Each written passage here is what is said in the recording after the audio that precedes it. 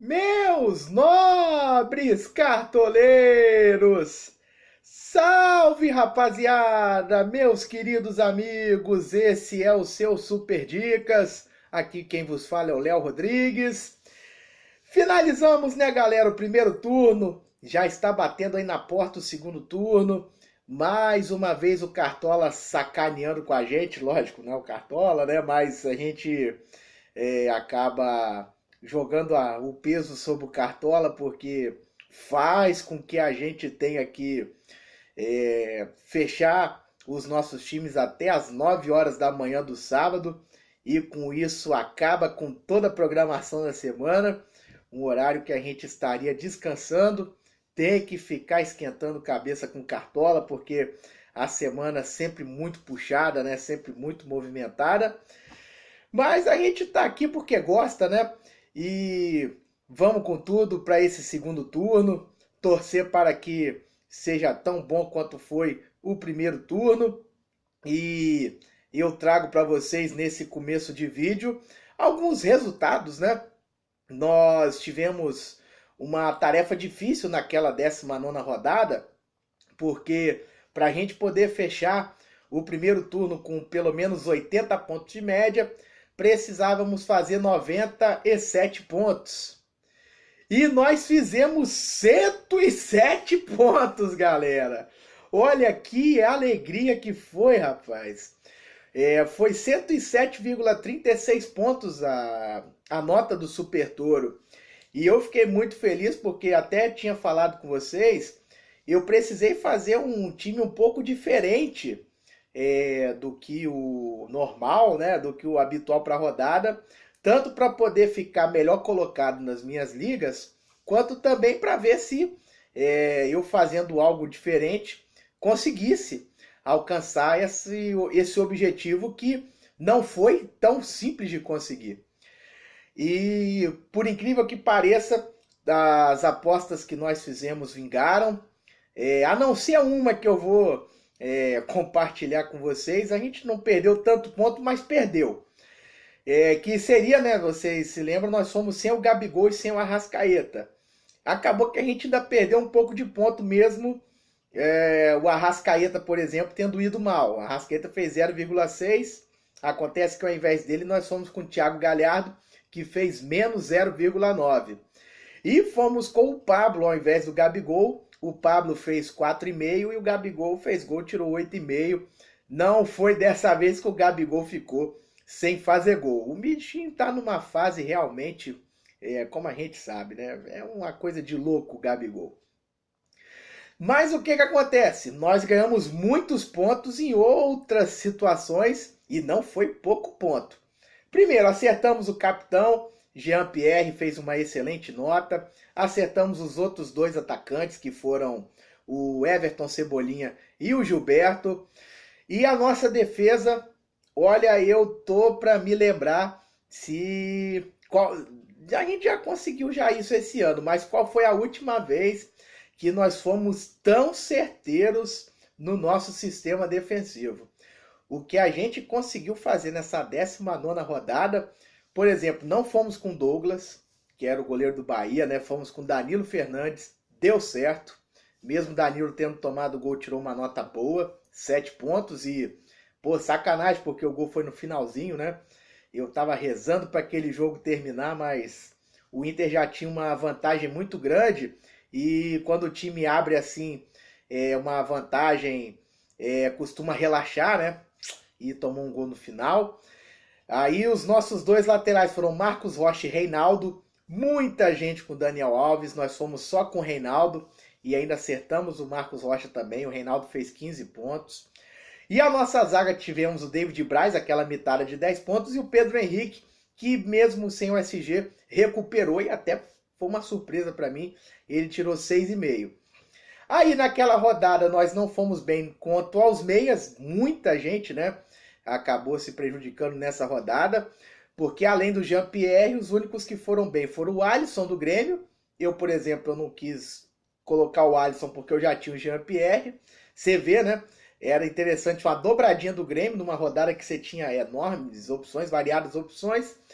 E o Tony Anderson, do Atlético Paranaense, esse era uma boa opção, porque jogaria de centroavante. Eu não confiei tanto, porque eu acreditava que jogaria fora de posição e até teria chance de fazer gol, mas eu achei que não faria gol. Ele realmente não fez gol, mas mandou 2 bolas na trave. O nosso amigo Tony Anderson. E aí o cara mitou, né, galera? Quem não tem, fazer o quê? Paciência, nós não tivemos ele. Então esse era para ser o meio de campo aí, né? Nós fomos com o Campanharo, que foi mal, o Thiago Galhardo foi mal, muita gente foi com a Arrascaeta, que foi mal, né? Mais uma rodada aí péssima de meios campistas, fechando um primeiro turno péssimo para meios campistas, né? Triste, triste a fase dos meias no Cartola FC. Vamos ver se melhora alguma coisa no segundo turno, né?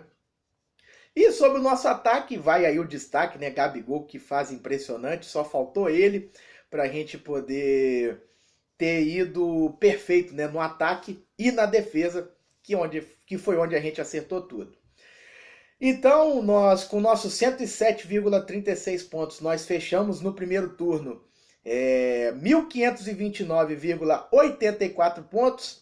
Isso dá uma média de 80,51 pontos. E uma última curiosidade que eu trago para vocês a respeito do nosso Super Toro, eu estou até pegando a calculadora aqui, porque se você for tirar esse 1.529,84 pontos das 3 primeiras notas do Super Toro no campeonato, como eu sempre lembrei para vocês ao longo do turno, né, que o nosso começo foi péssimo, foi uma coisa medonha. Olha só o que vai acontecer. O nosso time na primeira rodada tirou 24,24 pontos. Na segunda rodada, nós tiramos 46,14. E na terceira rodada, mais uma zica, 43,97 pontos. Aí na quarta rodada, eu acho que foi 72, 76. Foi a nossa primeira metade e dali a gente estreou no ano, né? Isso significa que no restante do campeonato nós fizemos, né, 1.415,49 pontos. Dividindo por 16, foram 16 rodadas. E temos esse número espetacular que eu tenho a honra de estar compartilhando com vocês. O nosso Super Toro, esse time que você vê aqui no seu Super Dicas, nas últimas 16 rodadas de Brasileirão, tem 88,46 pontos de média. 88 de média nas últimas 16 rodadas. Foi uma recuperação impressionante. E foi essa recuperação bem acima da média que fez com que a gente, no fim das contas, tivesse 80 pontos de média, né? Que calcula aí, uma base, né? Tanto dos momentos bons quanto dos momentos ruins do campeonato. E terminamos em grande fase. Então, literalmente, o primeiro turno pra gente termina com gostinho de quero mais. O Super Toro agora tem 195 cartoletas e alguma coisa. Ter perdido bastante cartoleta prejudicou a gente no começo do campeonato. E a gente foi, né, recuperando devagarzinho. E agora a gente começa o segundo turno numa fase muito boa e com condições, com a independência financeira, né? Que sempre é marca aí do segundo turno, depois da gente ter tido todo um Brasileirão evoluindo o nosso patrimônio.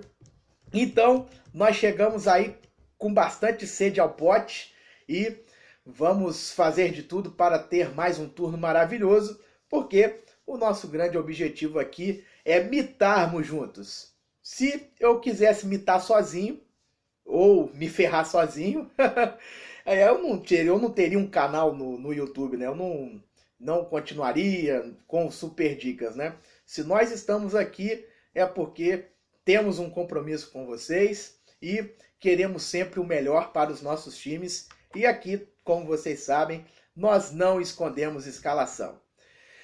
Vamos começar então, galera, esse segundo turno. Até aqui já vai dar 10 minutos de vídeo, porque a gente precisou, né, fazer essa introdução citando como foi o primeiro turno, né, do Super Toro. E agora então vamos abrindo aqui a tabela de jogos que nós vamos avaliar quais são os favoritos da rodada. Que na verdade a rodada ela tá bem complicada, uma rodada bem cascuda. Ela tem alguns favoritos jogando fora de casa e não transmite muitas unanimidades nas posições. Você acaba tendo que arriscar bastante para poder fechar o seu time e também você tem algumas posições uma loteria, né? Porque como você tem uma rodada com poucas certezas, sobram muitas opções e dessas opções a gente tem que acertar o cara que vai imitar, né? Então isso provoca com que os times nessa rodada sejam escalados bem diferentes. Eu, por exemplo, tenho amigos que eu só tenho dois iguais, compartilhando, né, os nossos times pelos grupos de cartola, né, que eu participo. E essa vai ser uma marca nessa rodada. Você tem aí o Flamengo favorito contra o Cruzeiro, o Corinthians favorito contra o Bahia, o Internacional favorito contra o Chapecoense, Palmeiras favorito contra o Fortaleza, e eu destaco apenas esses quatro. Dos outros jogos você pode considerar algum jogador aí de uma equipe ou de outra. O Vasco talvez a gente pode considerar um favorito contra o Atlético Paranaense, né, que acabou de ser campeão da Copa do Brasil, vai poupar o seu time, né? Enquanto que o Vasco, ele teve uma recuperação, vencendo a Chapecoense, vai jogar em casa, tá confiante. Então eu considero aí esse favoritismo para o Vasco, apesar de não ter posto nenhum jogador do Gigante da Colina. 5 favoritos então: Vasco, Palmeiras, Inter, Flamengo e Corinthians. E dos outros jogos, como a gente está dizendo, tem muitas opções.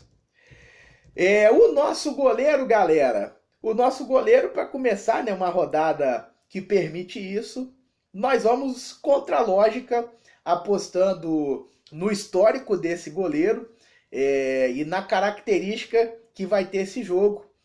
O meu goleiro é do duelo entre Cruzeiro e Flamengo e é ele mesmo. O Fábio é o goleiro do Super Toro.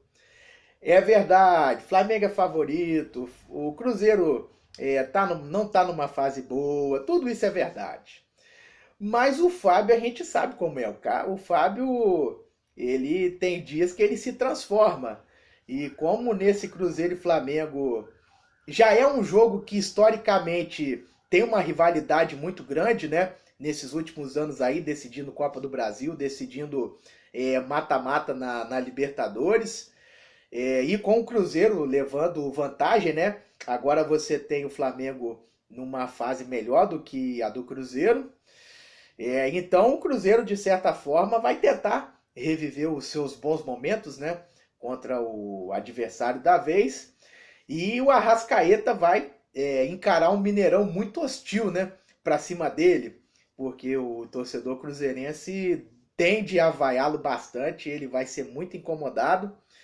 Enfim, eu acho que tudo indica que o Flamengo pode até fazer gol no Cruzeiro, pode até ganhar o jogo, mas vai chutar tanto que o Fábio vai acabar tirando uma nota boa e é por isso que nós estamos com ele no nosso time. Outros goleiros que eu cogitei, o Thiago Volpe, pelo mesmo motivo, só que o Botafogo não me passa tanta certeza, né, que vai finalizar muito a gol, igual o Flamengo passa. E o Douglas, do Bahia, mais uma vez, que também não escolhi, porque o Corinthians não passa tanta certeza, assim como o Botafogo, né? São equipes que você não sabe se vão provocar defesas difíceis, né? Muitas defesas difíceis aí para os goleiros. São incógnitas e a gente precisa fugir delas. Por isso que eu estou preferindo um goleiro de um time que não deve ter SG, mas que me passa a segurança de que vai ser exigido o jogo inteiro. Vamos nós, continuando nas laterais, nós vamos com Marcos Rocha, que eu tenho visto é uma unanimidade. E o nosso segundo lateral direito nós vamos confiar no Daniel Alves do São Paulo. Esse jogador está longe de ser unanimidade nessa rodada, mas olha, a minha aposta no Daniel Alves é porque eu vejo que nesse jogo ele vai entrar mordido, galera. Por conta das entrevistas, né, depois do jogo do São Paulo e CSA, que acabaram deixando ele numa saia justa, né? Todo esse questionamento, pô, o cara é um jogador da seleção brasileira e o time dele não ganha do CSA em casa. Eu acho que toda essa situação, ele não engoliu direito não, e ele vai querer dar a volta por cima. Ele vai entrar com fome de bola, querendo justificar aí por que é o Daniel Alves, por que ele escolheu o São Paulo e por que ele é um titular da seleção brasileira, um dos melhores laterais do mundo. É um jogo que também é propício disso acontecer. Eu vejo o São Paulo, eu não considerei o São Paulo entre os principais favoritos da rodada, né? Joga fora de casa contra o Botafogo, mas nesse jogo em si é favorito. E o Daniel Alves então tem tudo para dar a volta por cima, por isso que eu tô com ele. E a nossa dupla de zaga, nós vamos com a dupla do Internacional, Cuesta e Rodrigo Moledo. Inter aí vice-campeão na Copa do Brasil, mas essa dupla de zaga é muito forte, pegando uma Chapecoense que está numa fase nada interessante no campeonato. O Inter tende até o SG, na minha opinião, e esses dois aí vão tirar uma nota boa por conta do SG e o Cuesta por conta de ser um mito. Outras opções aí. Nas laterais eu considerei muito o Diogo Barbosa do Palmeiras. Deixa eu pegar aqui a tabela de jogos que eu vou lembrando dos outros jogadores. O Fagner do Corinthians também pode dar uma volta por cima, né? Tem tempo que não mita. Você tem o Jorge dos Santos, uma regularidade muito boa desse jogador. E eu considero para vocês também o Danilo Barcelos do Vasco, caso ele seja titular. Eu vi muita gente foi com ele contra o Bahia, em cima da hora ele foi reserva, né? O Danilo Barcelos é um jogador raçudo, batedor de faltas. Eu inclusive cheguei a escalar ele, viu? Mas depois mudei pelo Daniel Alves, porque eu tô achando que o Daniel Alves vai fazer alguma coisa interessante nesse jogo contra o Botafogo. E em termos de zaga, você tem alguns mitos, né, jogando nessa rodada. O Dedé, da mesma forma que o Fábio vai ser exigido, o Dedé também vai ser. Você tem o Kahneman no Santos e Grêmio, né? O Kahneman tirou 5 pontos contra o Cruzeiro, o jogo foi fora de casa. E você tem os zagueiros do Corinthians, que nesse momento eu destaco mais o Gil, fez 8,5 contra o Fluminense, né? Mesmo sem SG, jogou uma bola na trave e foi muito participativo no ataque, enquanto que o Manuel a gente já viu que, olha, não escalem mais Manuel, chega desse cara. Olha as médias dele, o cara sempre tira 5, 6, 4, com SG, né? Então, eu acho que é um jogador que não merece mais a confiança dos cartoleiros. Se o cartoleiro quer um zagueiro do Corinthians, escolha o Gil. Indo para o meio de campo, nosso meio de campo tem o Raul do Vasco para roubadas de bola, e não somente por isso. Vocês vejam que interessante, né? Porque que às vezes é bom você escalar o time não se importando, dando muita importância para a média do jogador, assim, para as estatísticas do jogador, e esquecendo do resto. O natural da gente pensar escalando o Raul é que ele rouba muitas bolas, a quantidade de roubadas de bola que ele tem no campeonato, quer ver aqui? Vou até colocar. Tem uma média de 5 pontos por rodada, até que a média dele não é tão interessante não, mas ele tem 44 roubadas de bola em 16 jogos. 2 roubadas de bola e meia por jogo. Então, seria um motivo muito claro, um jogador que está sempre roubando bolas. Mas não é só isso que ele faz. Eu pude ver no jogo Vasco e Bahia, ele é um jogador que finaliza bastante também. O cara sobe muito pro ataque. Então isso me fez ter uma outra visão sobre ele. Que ele é um jogador que pode ajudar muito mais do que simplesmente roubando bolas. E para a gente poder perceber isso, vem a importância da gente estar assistindo as partidas. Porque se a gente for olhar só os números, quer ver? O Raul de novo, em termos de finalizações, ó. Essa estatística aqui não vai ter quantas finalizações ele tem, não. Olha lá, é 44 roubadas de bola, falta cometida, 2 assistências. Enfim, eu tô olhando para vocês no sitezinho do Cartola, né, no campinho. E eu não tenho, então, quantas finalizações o Raul tem no jogo. Mas, com certeza, ele não se destaca tanto por isso quanto das roubadas de bola. E quando você assiste um jogo do Vasco em casa, você vê que o jogador se destaca muito mais do que simplesmente por RBs. Então, por isso, eu deixo sempre a importância aí para o cartoleiro. Não se apeguem tanto aos números. É legal a gente assistir os jogos também, porque muitas vezes você assistindo, você acaba tendo uma construção da realidade do jogador diferente da realidade que mostra no papel, né? Dentro do campo é o que vale.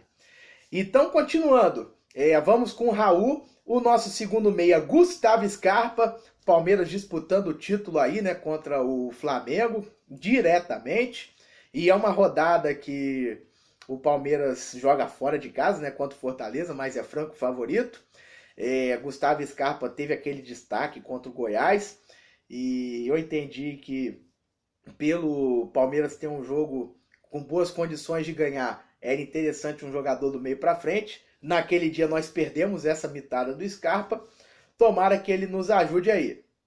E o nosso terceiro meia, nós vamos mais uma vez com o Nenê do Fluminense.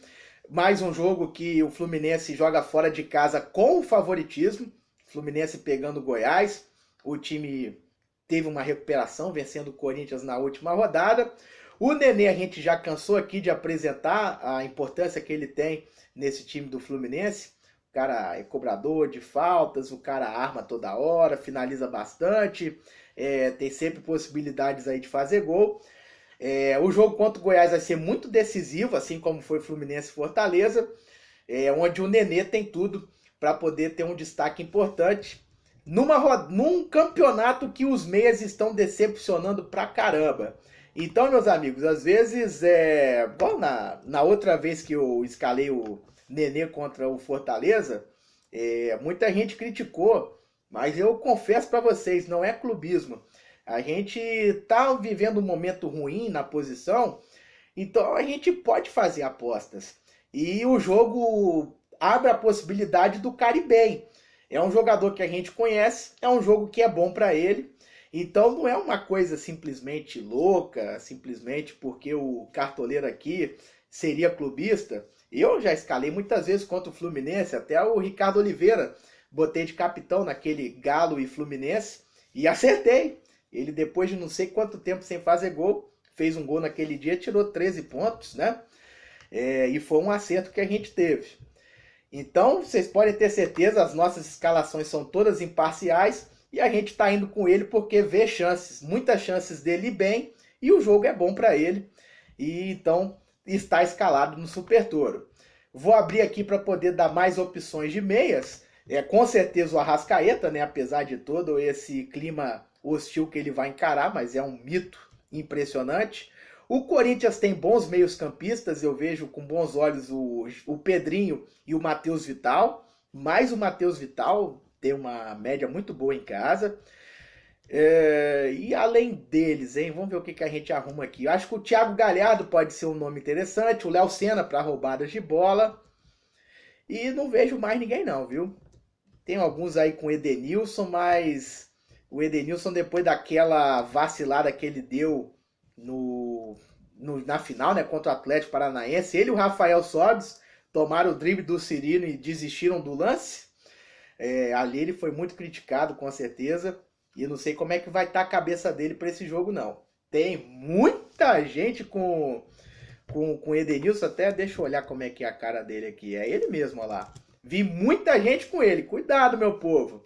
O cara não tá com cabeça para jogar, não. Depois daquela, a torcida queimou ele. Então, partindo para o ataque para poder fechar, nós vamos com dobradinha do Internacional. O Nico Lopes mais o Paulo Guerreiro. Vocês vejam que nós estamos escalando aqui a parte do time do Inter que não decepcionou até agora, né?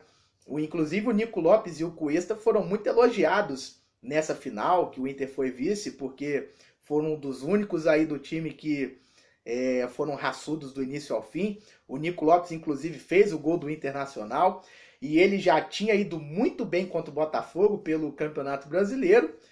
E por conta disso, é o capitão do Super Toro nessa rodada, além do Inter, né, ser muito favorito contra a Chapecoense. Paulo Guerreiro estamos escalando também, um jogador matador, tem tudo para fazer um golzinho nesse jogo. E numa rodada que tá difícil para atacantes também, né? Então a gente tá fechando a casinha aí num time que é o principal favorito da rodada. E o nosso terceiro atacante, Everton Cebolinha, mais uma vez convocado para a seleção. Ele vai ter um jogo difícil, né, contra o Santos, mas achando que ele teria um jogo difícil contra o Cruzeiro, nós não escalamos ele e perdemos aquela mitada de 23 pontos. É um jogador absolutamente regular, é o atacante mais regular do Campeonato Brasileiro. Então a gente já pode tratar assim como Coringa, né? Pelo que ele vem tendo de desempenho. E tá mais uma vez aí no nosso time. Vamos com Everton Cebolinha no Super Toro. E outras opções que eu deixo, logicamente os atacantes do Flamengo. Deixa eu ver mais quem. Rapaz, tá muito ruim de atacante. Olha, eu vou ser sincero para vocês. Tirando esses que a gente escalou, só tem o ataque do Flamengo. Aí o Gabigol ou o Bruno Henrique, eles ou os atacantes do Inter ou o Cebolinha. Não tem mais nada na rodada, mais nada mesmo.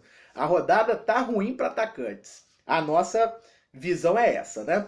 E o técnico do nosso time, Odair Helma, tudo isso fechou um time de 140 cartoletas e 3 centavos.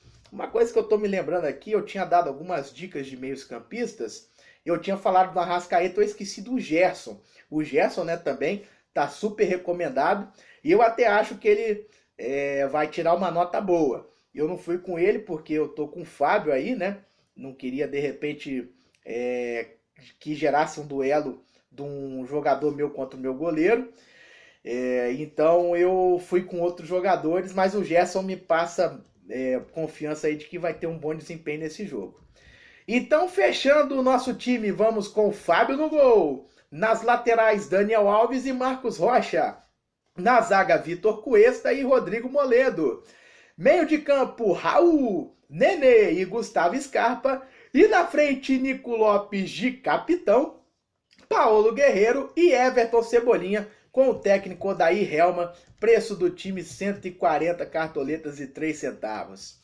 Esse com certeza o maior vídeo que a gente fez do ano, e eu sei que nem todo mundo tem condições de assistir um vídeo grande, né, que a gente faz aqui, até mesmo o vídeo está saindo bem em cima da hora, né, mas é por conta disso que eu sempre posto a escalação do meu time na descrição do vídeo, e a gente sabe que na medida do possível que a galera possa ir assistindo, se quiser pegar alguma justificativa, né, para algum jogador que a gente tem escalado, a gente faz aqui uma coisa bem completa, bem elaborada para vocês.